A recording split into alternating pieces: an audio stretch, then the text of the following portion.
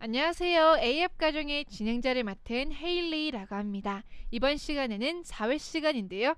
Social Studies Step 4, Chapter 5, Lesson 5에서는 School Systems에 대해서 한번 살펴보도록 하겠습니다.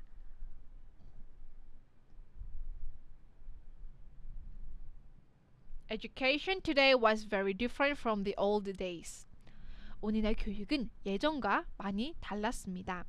Schools throughout history have experienced changes in their system, from the subjects they offer to their methods of teaching.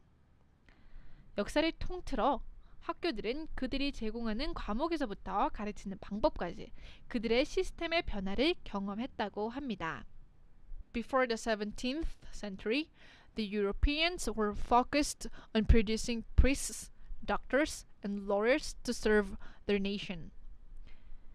17세기 이전에는 유럽인들은 국가에 봉사하기 위한 성직자, 의사, 변호사를 양성하는 데 주력했다고 합니다. Education was only given to males who were part of the noble, mercantile, and professional classes. 교육은 고상한 계급, 상업 계급, 직업 계급에 속하는 남자들에게만 주어졌다고 합니다.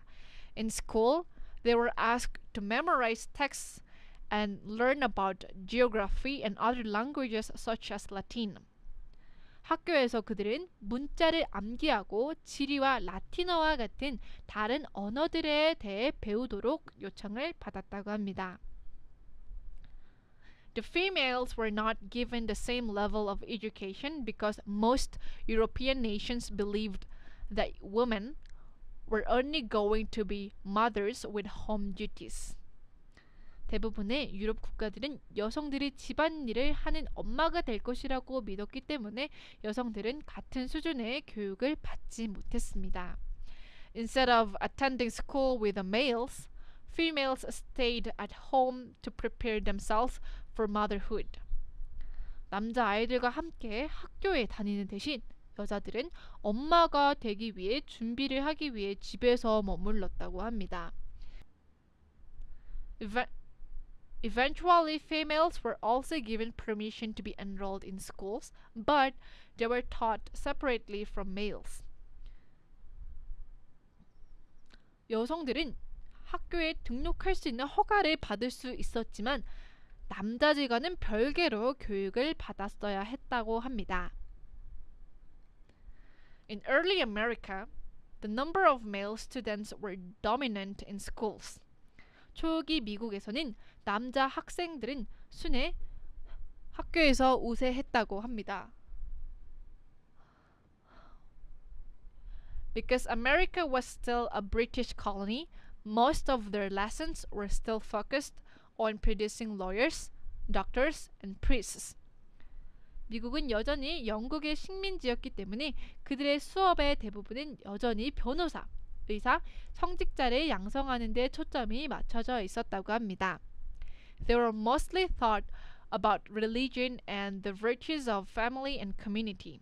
그들은 대부분 종교와 가족과 공동체의 미덕에 대해 배웠다고 합니다. However, things changed when America gained its independence from the British. 그러나 미국이 영국으로부터 독립하면서 상황이 바뀌게 되었는데요. Some of these changes were education for girls and the use of one-room schoolhouses. 이러한 변화들 일부는 여학생들을 위한 교육과 원룸 스쿨하우스라는 시스템이 있었습니다. In one-room schoolhouses, the monitorial system was used to teach students of different ages. 원룸 스쿨하우스라는 것은 학교에서 다양한 연령의 학생들을 가르치기 위해 모니터링 시스템이 사용되었다고 합니다.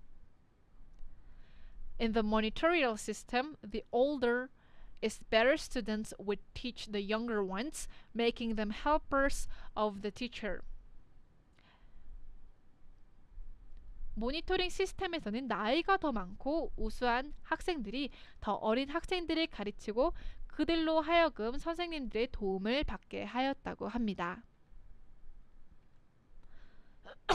Today, Public schools and private schools in most countries accept students regardless of their age, race, gender, or social status. 오늘날 대부분의 국가에서 공립학교와 사립학교는 그들의 나이, 인종, 성별, 사회적 지위에 상관없이 학생들을 받아들이고 있습니다. Schools are larger than before and a variety of subjects were now offered. 학교는 이전보다 더 크고 다양한 과목들이 현재 제공되고 있는데요. Subjects such as science, math, civics, and history are taught in great detail to help students understand them. 과학, 수학, 사회, 그리고 역사와 같은 과목들은 학생들이 그것들을 이해하는 것을 돕기 위해 매우 상세하게 가르쳐진다고 합니다. Teachers also now have more teaching materials such as whiteboards, LCDs, and projectors. 교사들은 또한 화이트보드, LCD, 프로젝터와 같은 교육 자료를 더 많이 가지고 있게 될 수 있게 되었습니다. With the improvement of technology, students can even be taught by teachers at home through online schooling. 기술의 발전과 함께 학생들이 심지어 집에서 온라인 교육을 통해 선생님들에게 가르침을 받을 수 있었습니다. Specific rooms are also made in most universities and schools where students can apply their knowledge and skills. 구체적인 방은 또한 학생들이 그들의 지식과 기술을 적용할 수 있는 대부분의 대학과 학교에서 만들어졌다고 합니다.